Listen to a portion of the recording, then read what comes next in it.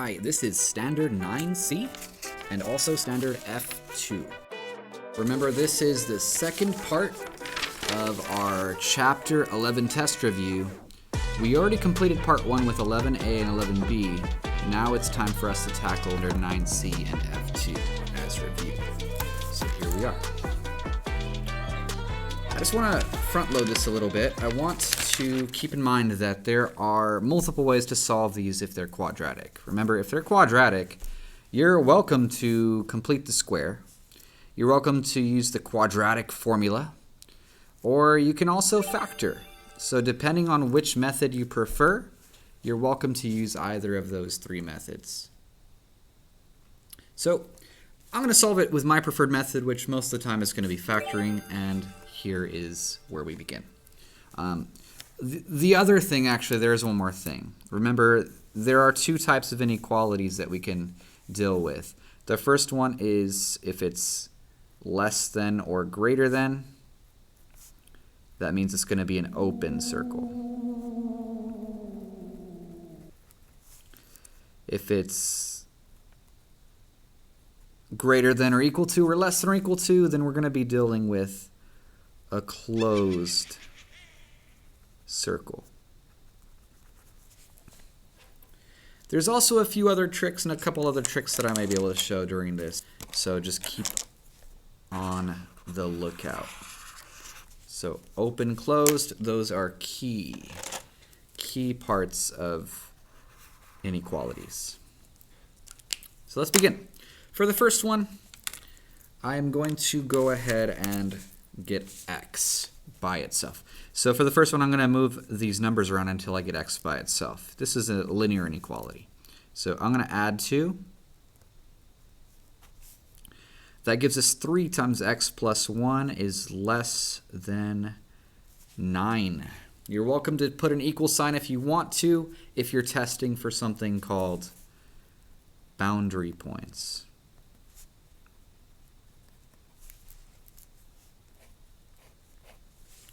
Which if they're quadratic, you typically use one of these three methods.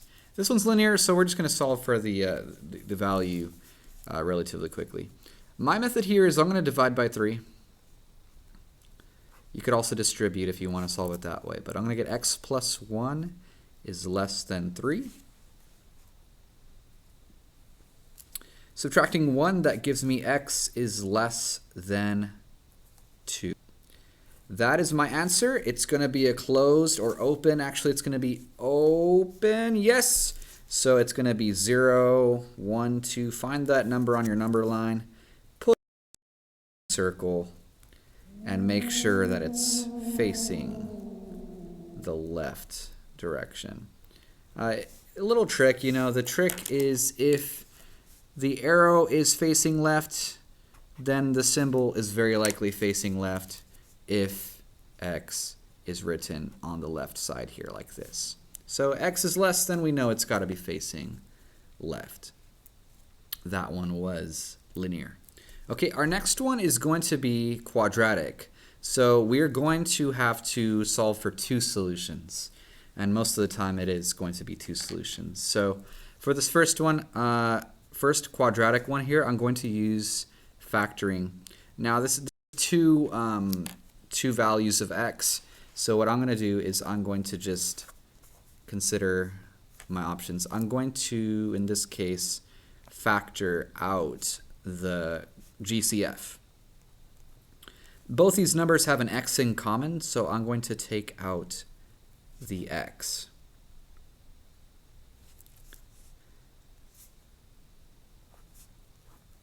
Next up, since it's equal to 0, I'm going to go ahead and apply the zero product property and give us both of our boundary points. Our 2 boundary points are going to be 0 and 5. So I'm going to put those numbers on a number line. Tick marks, optional, as long as those 2 numbers fit on our number line. Now, is it an open or closed circle? We have a greater than symbol, so I'm going to include open circles on those boundary points. Now, I will tell you there are some tricks to make sure you remember which direction your answers are facing. So, I will tell you the trick right now. You might remember it. Look at the symbol. Greater than. If it's greater than, it's going to be thumbs out.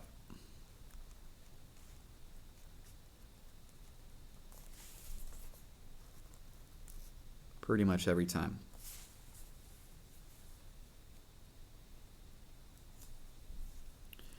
But we do need to test our boundary points because there is there's a very interesting thing happening here. If I did write x is greater than 0, and if I did write x is greater than 5, that would actually be incorrect because the answer is greater than 5. Greater than 5 works. If you plug in numbers or substitute numbers in that are greater than 5, you will get a true statement. So this in region C, right? This is region A, this is region B, this is region C, as I like to call it, right?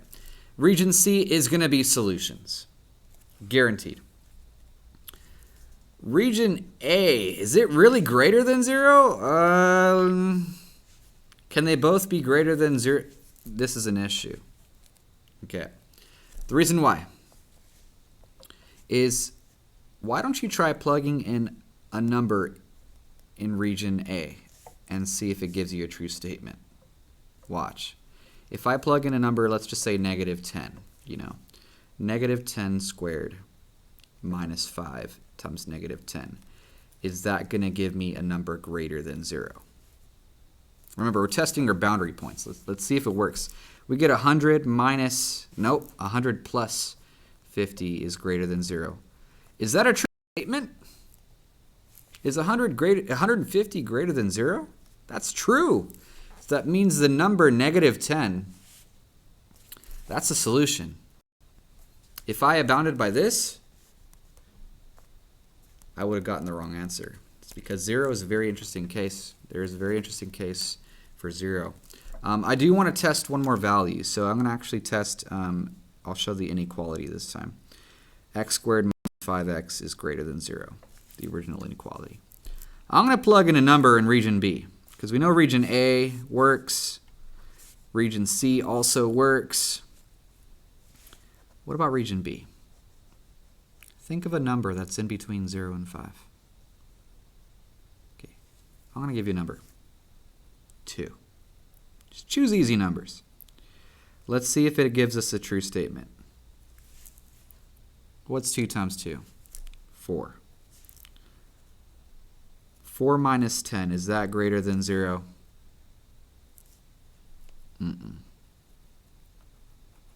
2 is not a solution. So if we test it, we're going to get 4 minus 10 is greater than 0. That's false. So region B is not a solution. So very carefully treat these as boundary points and test your regions. Otherwise, you can use the trick of thumbs out. That is pretty much a game changer. Remember, when I'm talking about thumbs out, I'm talking about, are the solutions facing out or are the solutions facing in? It's pretty much always those two, one of those two options when it's quadratic. Thumbs out, I got a trick. Thumbs out is if it's greater than. Thumbs in is if it's less than. Actually, even if it's less than or equal to, it's thumbs in. Even if it's greater than or equal to, pretty much every time it will be thumbs out. But let's test our regions, and that will be the answer. So for this answer, I could write it as an inequality as well. Let me go ahead and do that. The inequality that I can write is x is less than 0, not greater than. X is less than 0, or x is greater than 5. So a bit of a tricky question there for that one. Let's move on.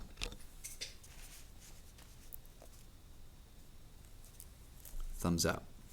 Okay, this next one This next one, this next one is less than. So we're going to probably have a thumbs in situation, but let's figure out what our boundary points are. So for number 15, I would like to solve by factoring. I'm going to figure out what multiplies to -4 and adds to -3. So our C term goes on the top, B term goes on the bottom. So what multiplies to -4 and adds to -3? You should have said 4 and -1. So that gives us x plus 4, x minus 1. I'll just say equals 0. You could also leave the symbol if you know the trick. But test our boundary points first, and then we'll get our answers. By the zero product property, we're going to get our two solutions or boundary points of -4 and also +1 by switching the signs. Okay, let's graph those. -4 is about here, 0 is here, 1 therefore would be around right there. Okay, let's test it. Open or closed? Closed dots on these numbers based on the symbol that's provided to us right there. So based on the symbol, it's going to tell us whether it's open or closed.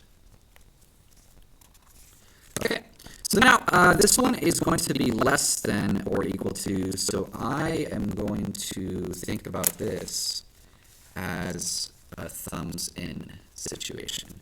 I'm pretty much guaranteeing that the answers are in region B. Numbers that are greater than 50, greater than 1, any number that's greater than 1, would it be true statement? Nope. You test any numbers that are negative, not going to work. But let's test a number that is in region B. We're talking thumbs in. Try the number 0. 0 is the easiest number to test. So if I plug in into our original inequality, if I plug in 0, would it be a true statement? Now look how easy this is. If you're plugging in 0, it's just 0, 0. We get -4 is less than or equal to 0. Is that a true statement? The answer is yes. So 0 is a solution, therefore everything in region B must be a solution. Feel free to test region A and region C, but region A and region C are not going to have answers. So we're going to go ahead and write our inequality. If it is thumbs in, if it is between, you could write your answer as x is between -4 and +1. Face your arrows the same direction and you're going to have your answers look in like this. Or if you want to write it like that algebraically, that would be the solution as well. Okay, next up is number 16. Number 16 I will show in two different ways. Number 16 is a bit tricky. Here is why. You notice how it's -x². If it's negative and I need to make it positive, I need to switch the symbol. So you see this right here, the symbol, the inequality symbol. If I am using inequalities instead of boundary points, I will need to switch the sign if I ever make it negative into a positive. So I'm going to show it in two different ways. You choose which way you'd like to do this. But ultimately, what our goal is to solve for the boundary points. So I'm going to subtract 14 to get the 0 product property. Some people say, nah, Mr. Maynard, I don't want it to be -x². I want it to be positive. So if you want it to be positive, there's two choices. Your first one is you divide by a negative number. If you multiply or divide by a negative number, that will give you everything is opposite. So negatives become positives. and positives become negatives. But do you remember, if you ever divide by a negative number, you have to switch the sign. So it's less than or equal to. You have to switch it to be greater than or equal to. It's just one of those things about inequalities. So that's one option. The other option is you can keep everything positive. So if you move everything to the right side by adding x squared and adding 9x, what would you get? 0 is less than, let's reorder it. 0 is less than x squared plus 9x plus 14. Now, let's compare. What's the difference between this guy and this guy? Do you notice how the symbols are, if we didn't switch the symbol, they would be facing the same direction? Well, what's wrong with this? This one says 0 is less than x squared. What does this one say? Yeah, you see, if we don't switch it, it'll say something that's incorrect. So 0 is less than x squared. That's good. 0 is less than x squared. That's good. So again, you can consider whether you want to keep your boundary points the only thing you deal with. Otherwise, if you're dealing with negative numbers sometimes, it can be very complicated, especially when it comes to inequalities. So at this point, these two are the same. So as long as you switch the symbols, you should be good. So what I'm going to do now is I'm going to just keep it as boundary points. I'll factor. What multiplies to 14 and adds to 9? 7 and 2.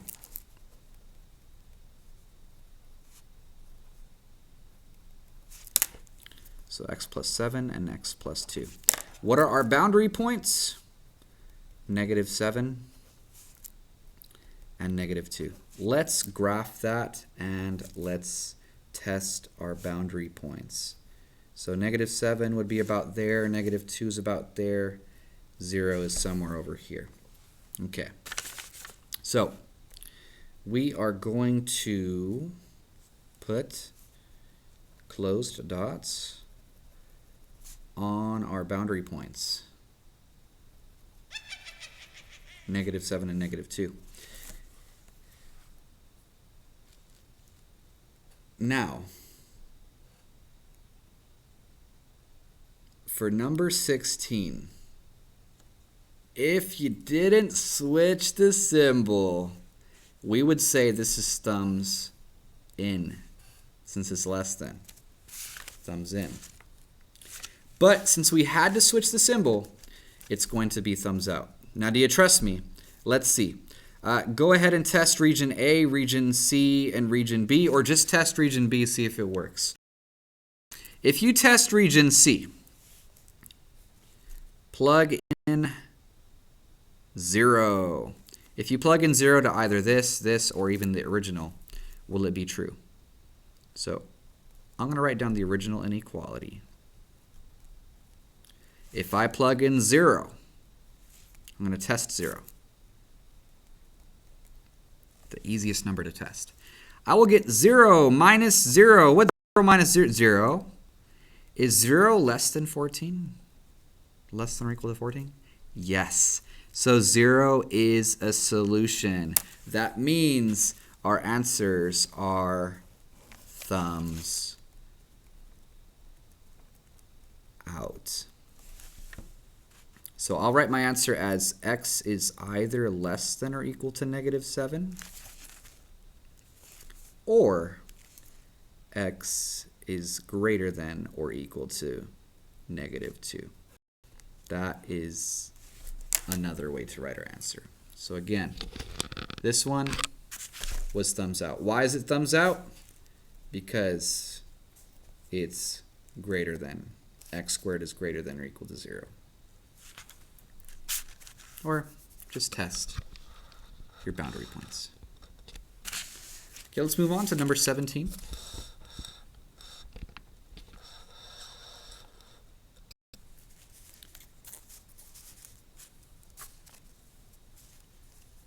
Okay, for number 17, this one is factorable. Right away, we're going to go ahead and factor what multiplies to 8 and adds to 6. Kind of a breather for this question. It's a lot easier than the previous ones. So, what multiplies to 8 and adds to 6? It will be 4 and 2. So write x and x. 4 and 2. You can say it's equal to 0 to solve for the boundary points. The boundary points by the zero product property will be -4 and -2 when we switch the signs. So put a number on -4, a number on -2, tick marks, optional. And try to please include, don't forget about 0. 0 is such an important number that we want to include that on our number line. So I'm going to include open circles on our boundary points because it's less than. And since it's less than, I know it's going to be thumbs in.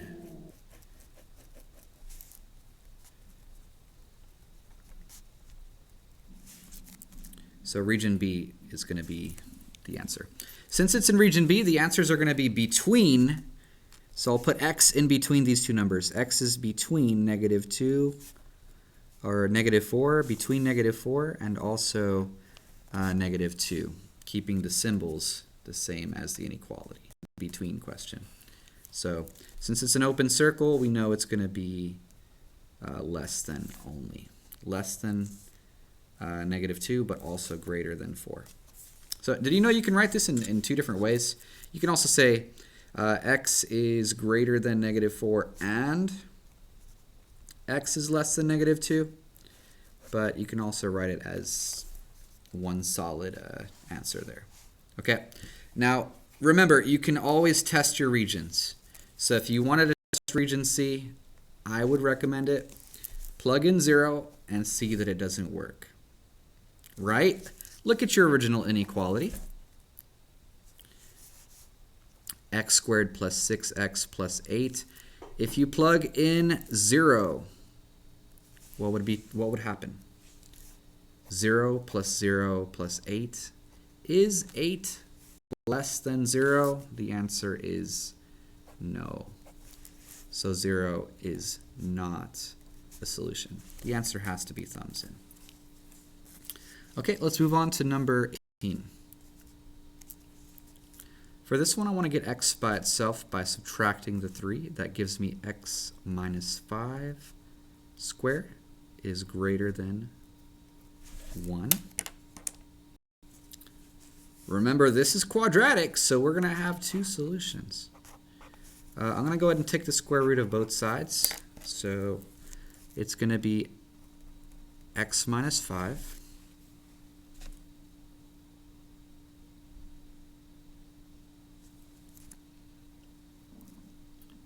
is greater than, this is an interesting one. We're going to have two solutions. What is the square root of 1? Square root of 1 is 1 typically, right? But we do have to write our answer as both the positive and also the negative. And here's the thing. If we ever have the opposite, we're going to need to switch the sign. So I'm not going to even deal with that. I could actually deal with that. It's fine. I'll show you. But remember, if we have the positive version of our answer, it's going to be greater than 1. But we also have the negative version of our answer. And if we do that, we got to switch the symbol. Okay. So that would not be greater than anymore. It would be less than. You can either trust me or just test your boundaries. I would recommend just to test your boundaries instead of remembering this fact, but let me show you. So if we add 5, that's going to give us our first boundary point. X is greater than 6.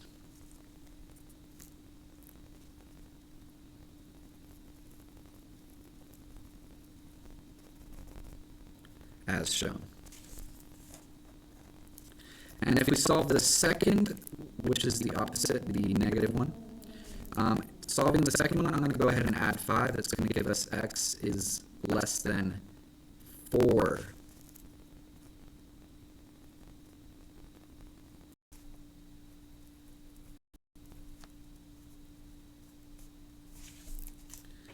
Now, why did I say less than? Doesn't it say greater than? Less than? Okay, so this is why you should definitely think about testing your boundary points. Test a number that's in region A, test a number that's in region B if you wish, and test a number that's in region C. For sake of time, I am going to just choose a number in region B. Okay. What number is in region B? 5. That's the obvious one. What happens if I plug in 5? 5 minus 5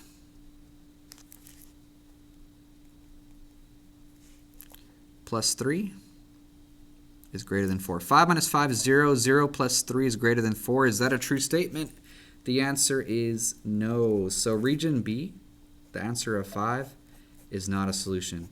So remember, you can either remember to switch your signs or you can test all boundary points. Since it is greater than, though, this would be a thumbs out situation. So test your boundaries, double check your regions, and you should get the answer. So this is the answer right there. You can also write this as x is less than 4 or greater than 6. So let's practice a few of these ones right here. This is very important to practice for the future. Is how do you write it as a statement? So for the letter A, number 19, let's practice it. Write the inequality that corresponds to the number line. This is region B, so I'm going to think about this as between two numbers. So I'm going to just, for sake of keeping the things easy, I'm going to keep x in between number 3 and negative 4. Just like it shows in the number line, it's going to be between those two numbers. Now keep the symbol facing the same direction. Open circle because it's a less than. Less than is open circle. And that's one way to write it. You could also write it as x is greater than negative 4 and x is less than 3. But this is one of the best ways to write it. Now let's practice that idea of region B again with letter B. I'm going to replace x in the middle. I'll put the number 4 here. The number negative 2 here. This will be less than. That's going to be less than. What's the mistake? There's a mistake. Somewhere here. Right? One dot is closed. The other is open. So it has to reflect that way. Remember, you can say x is greater than negative 2 and x is less than or equal to 4 based on the diagram. Otherwise, use the method shown there. Finally, letter C, we have x is less than negative 2 or x is greater than 2.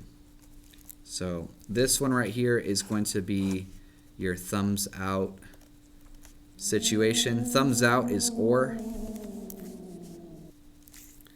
And these ones, which is thumbs in, which are thumbs in, are going to be and if you wanted to write those two. So either your numbers are in between, less than, region B, or they are thumbs out.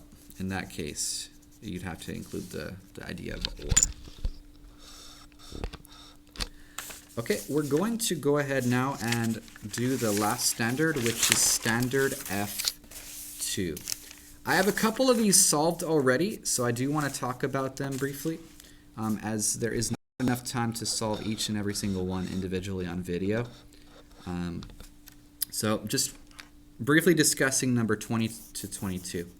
For number 20 to 22, I have to factor and solve because these ones are, of course, quadratic. For number 20 and 21, those can be solved using methods similar to what you see here, the typical solving ones here. For letter 22, for number 22, you have to use the X box method, unless you're using completing the square or factoring, or the quadratic formula. But if it has a 6 in front, remember you got to use both the X and the box. That gives me these solutions shown here. Okay, next up is number 23 to 25. I want to solve these ones on video as well. So my help for these ones is if you have denominators that are both different numbers, you can get rid of all of them. Search it up on Google. What is LCM? LCM in math is least common multiple. So if you multiply by the smallest number that both these values go into, you get rid of your fractions. Okay? So what number goes into both 5 and 4? Actually, what number do 5 and 4 both go into? So it's actually going to be the number 20. The smallest number, the least common multiple. So I'm going to multiply everything by 20. So for the first one, it distributes into that. It distributes into the -1. And it also distributes into the last number as well. So for number 23, the value of 20 and 5, they cancel out. That's going to give you 4. 4 times x minus 3. For 20 times -1, or -20 times 1, it's minus 20. And for this one, the 20 and the 4 become a 5. So this allows me to rewrite the equation without any fractions. So now let's solve it carefully by distributing and moving the numbers around. That gives me 4x minus 12 minus 20 equals 5x minus 25. Carefully moving the numbers around, I'm going to get my answer. So I'll just combine the like terms here. 4x minus 32 equals 5x minus 25. I will move 4x to the other side. I will add 25 to the other side here as well. That gives me my answer. 5x minus 4x is x. And -32 plus 25. That would be -7. Is -7. So that would be the answer for number 23. Okay, for number 24, what number do all of these denominators go into? 3, 8, and 24. What's the LCM of 3, 8, and 24? If you said 24, that would be correct. Does 3 go into 24? Yes. Does 8 go into 24? Yes. Does 24 go into 24? Yes. So we can multiply everything by 24. Now this is a great way to show my work so I don't make any mistake of missing a number. I have to multiply everything by 24.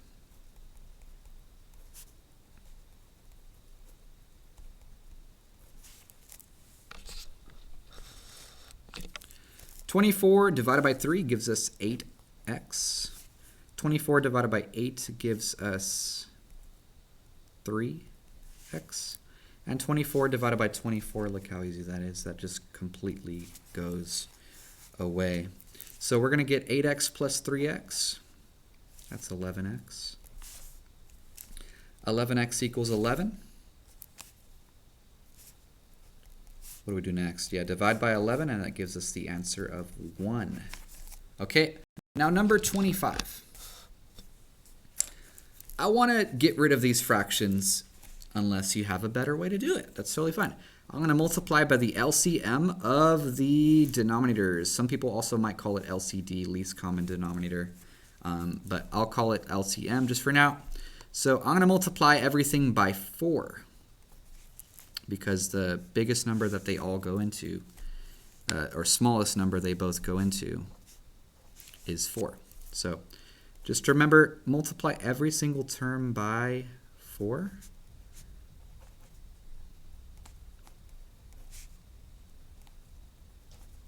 Every single term. So we're talking everything on both sides.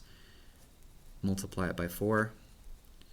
And again, this is a great way to show our work. So the 4's cancel out here. We get 3x.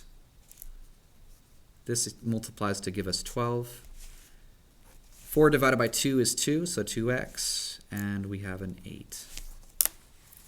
You see, this fraction busters method, it gets rid of all of the denominators, so I'll call that fraction busters. If you want to look it up on YouTube, there are a bunch of great videos showing you how to do these problems.